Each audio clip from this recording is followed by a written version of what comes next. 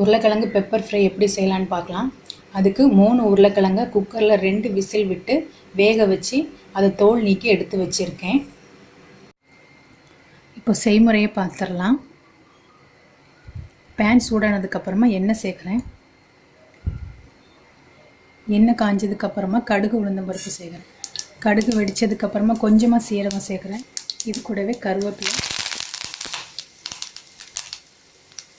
ஒரு பல்லாரியை சின்னதாக கட் பண்ணி வச்சுருக்கேன், அதை சேர்க்குறேன். இதை சேர்த்து வதக்கிடலாம். வெங்காயம் பொன்னிறமாக வதங்கினதுக்கப்புறமா 1 ஸ்பூன் இஞ்சி பூண்டு பேஸ்ட் சேர்க்குறேன். இதோட சேர்த்து வதக்கிடலாம்.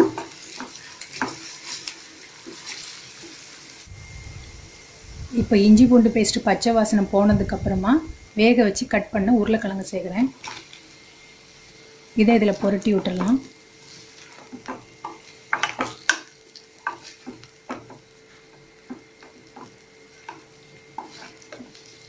அடுப்பில் சிம்மிலே வச்சுக்கிறது நல்லது, இல்லைன்னா இஞ்சி பூண்டு பேஸ்ட் போட்டதுனால அடி பிடிக்க வாய்ப்பு இருக்குது.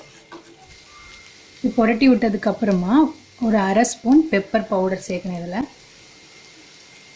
இதையும் சேர்த்து புரட்டி விட்டுடலாம்.